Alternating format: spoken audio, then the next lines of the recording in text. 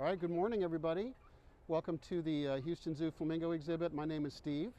I'm the primary flamingo keeper along with Jeremy Whitted. I've worked at the Houston Zoo for 33 years, actually, and I've been in birds since 1998. And primarily I take care of our Chilean flamingo flock. We have 57 flamingos. It's roughly half and half male and female. And right now they're eating, as you can see. We feed them in a feeding pool because the food will make the exhibit pool very dirty, and this way we can feed them, clean it out every day, and they'll have someplace fresh to eat. They seem a little nervous today. They'll do this sometimes. They'll come up and they'll eat and then they'll go back down. Flamingos do everything as a flock. So if 2 or 3 birds decide they don't like being up here, they'll start to walk away and then everybody will follow them. If 4 or 5 decide they want to come back up, you can see a couple of them looking at the ramp thinking, maybe I'll go back up, then maybe everybody will turn around and go back up with them. Chilean flamingos come from South America. They're called Chilean, but they actually live in Chile, Peru, Uruguay, Paraguay, Argentina, pretty much all the way up the Andes. And they will breed and live from sea level all the way up to 14,000 feet in the mountains. They like to live in brackish water or near lakes that are soda lakes that are dry sometimes and fill up when the rains come and the brine shrimp hatch. And they filter feed, just like a whale filter feeds krill out of the ocean, they filter feed algae and brine shrimp out of the water. If you don't feed them the right food, flamingos will not be pink. They have to get a certain protein out of their diet in order to make their pink color. So the food that we feed them is made by a company that makes a lot of zoo foods. It has all the protein in it they need to make their pink pigment. A lot of people will ask sometimes, why aren't they pinker than they are? There's 6 different kinds of flamingos, and their color ranges from orangey red to bright pink. The flamingos you see in Florida and the Caribbean are very, very pink. These guys are just a little paler, and they have that orange on their wings. Yeah, see, they're all going back up to eat now. They've decided that it's not such a big deal. This fence that you see over here on the right was being constructed for a while. And any kind of construction, any kind of new thing that they can see will upset them. You don't really look at an individual flamingo and say he's upset, but you can tell by the behavior of the entire flock. And they wouldn't come over here. So we were feeding them over there for a long time, and just the past couple of days we started feeding them back over here again. Yes, the flamingos are visible to guests again. There was some decisions being made about the path we were going to have people to, for people to walk through based on construction and various other safety concerns. But we've built this fence over here that is, kind of tells people which way they're going to go, and this one here for privacy so the flamingos can eat and not be disturbed. And now this is open to the public again. So you can access flamingos either from the primates and wetland side, or you can access it from the Pantanal side.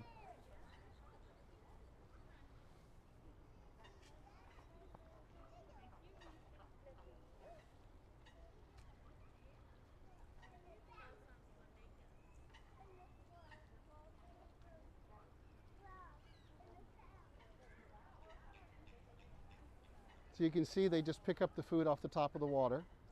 And it may be that it was quiet for a second and then I started speaking and they kind of started up. They'll get calmer as we feed them over here more. Justin asked, how does the protein in their diet cause them to be pink? It doesn't really cause them to be pink, but they need the protein that's in their food to make their pink color. So another animal could eat that food and not turn pink, but the flamingos need that food so they can get the keratinous protein out of it, and it helps them get pigment.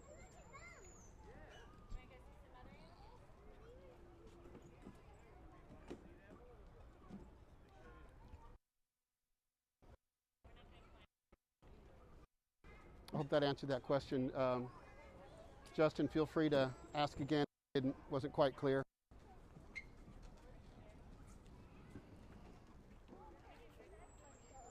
Mackenzie asks, how tall are the average flamingos? Well, flamingos are all different sizes. Chilean flamingos will be anywhere from 2 or 3 to almost 4 feet tall. depending on the flamingo. Caribbean flamingos are larger. There's greater and lesser flamingos, Caribbean flamingos, and then there's 3 kinds in South America that are all close to the same size. But the greaters and the Caribbean are rather tall.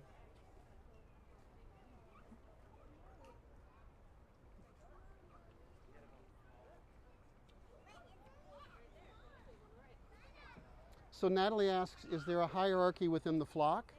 And there really isn't.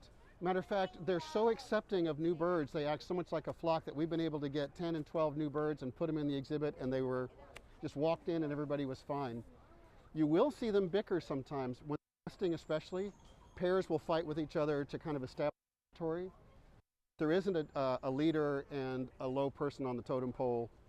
They're pretty much all equal. You will sometimes see somebody who gets outcompeted for food, but it may be that that's just a timid bird more than it's a submissive bird or a matter of dominance. So Debbie asks, how many eggs do flamingos lay? Flamingos lay 1 egg. Now, if they lose that egg, if something steals it or it dies or it gets kicked off the nest, which happens while they're fighting, they will lay another one. But it's extremely unusual that they would lay more than 1 at a time. If you see a nest with 2 eggs, it's often because 2 females have paired up, which they do sometimes, and then each of them will lay a nest on the egg, or an egg on the nest.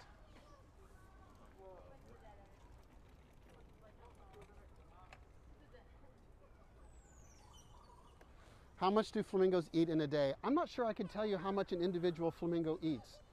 We feed the flamingos twice a day, and we feed them 7 scoops of food, a scoop about that big, like the size of a large coffee can, each day. We want to make sure that we feed a little more than they need so that if somebody is having a hard time competing for food, they can come up later when everyone's gone and still find some food. But I don't know that I could tell you how much the individual flamingo eats.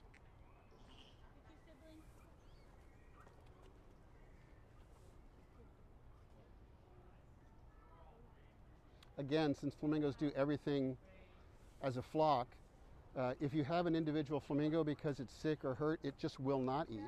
You need to have at least 3 or 4 flamingos together so they're comfortable and then they'll eat.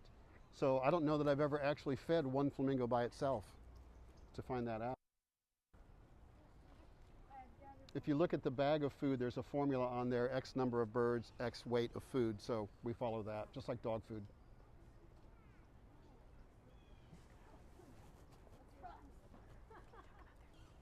Oh, okay. Yes, all right, so a common question is, why do birds' knees bend the wrong way? Actually, they don't. Birds' legs are built very, very differently from us, and the joint that you see that looks like a knee that's bending backwards is actually their ankle. And the bones right below that are the bones in their foot that go from the toes to the heel. They're just very, very, very long, and they're standing on their tiptoes. And their knee is actually way up by their body, and their hip is inside their body. So all you're seeing on the outside is the stretched out foot and the ankle.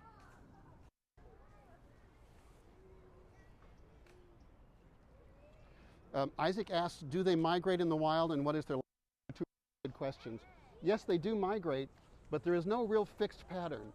If there's a lake that's been dry for a long time and all of a sudden it rains and the brine shrimp hatch, the flamingos will show up and they will nest, and they may fly a long ways to get there. So it doesn't always happen on a regular basis. A Chilean flamingo will live 50 years. In the wild, it's probably shorter. I don't know that anybody's actually followed a flamingo from hatching all to death in the wild, but the estimate is somewhere around 30-35 years in the wild. The oldest flamingo ever on record was a greater flamingo that lived in, I think it was the Antwerp Zoo in Europe, that was 83 years old when it died. So they're pretty long-lived birds. There was a flamingo in Africa that had been banded when it was a chick, and it was found breeding with a successful chick when it was 50 years old. So they live quite a long time. They build a mud nest. So the island that you see in the middle of our exhibit is there for them to nest on. In the nesting season, we till up the dirt so it's nice and soft, and they will sit and just pull the dirt towards them like they're making a little sand castle and keep building it up, and they lay their egg on top of that. They lay one egg, like we said. The difference between flamingo eggs and almost every other bird is that they're powdery and soft on the outside. They're not hard and shiny. The only other bird that lays eggs like that is the grebe.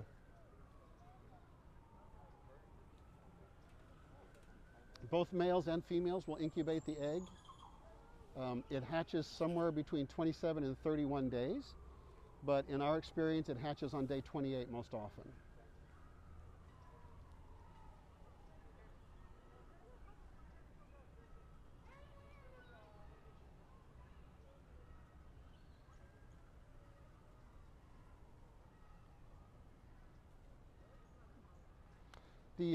Another question I've gotten today several times is, what do we do with the flamingos in the weather like we had last week, or if there's a hurricane?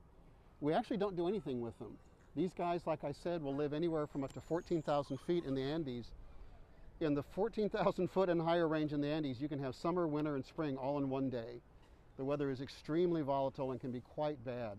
They can handle it. They get together in the water, they cluster together, and they're just fine, no matter how cold it is or how stormy. Devin asked, why do they stand on one leg? It's, well, actually the best guess is, I don't know that anyone knows for sure, is that it's a really efficient way to rest. If you notice, they'll pull up one leg and they'll move their body directly over their foot, and they're balancing on that one leg, and it takes very little energy to stand that way. So it's just a matter of resting. In the wintertime, they'll pull it all the way up into their feathers, and probably they're also working to keep one foot warm.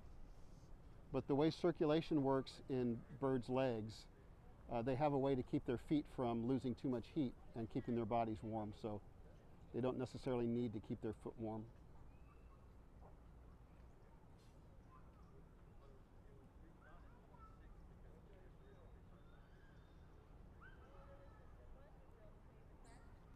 So this is a calm flamingo flock. When you see them like this, they're not all bunched together. They're preening themselves, they're filtering through the water a little bit. This is a relaxed flamingo flock. When you see them all bunched together, looking up at the same time, then you know something's up with them. But like I said, you can't really tell from one bird. Monique asked, what color are their eggs? Their eggs are white. And they're, like I said, they're powdery on the outside, so they can look kind of gray after a while because they get dirty. But they lay one white egg about the size of a big goose egg.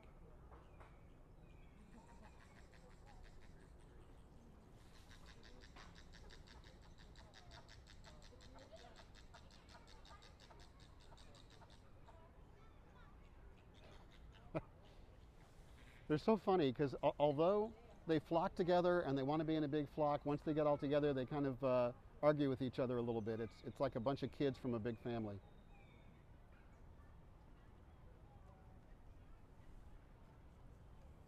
Well, thank you for tuning in.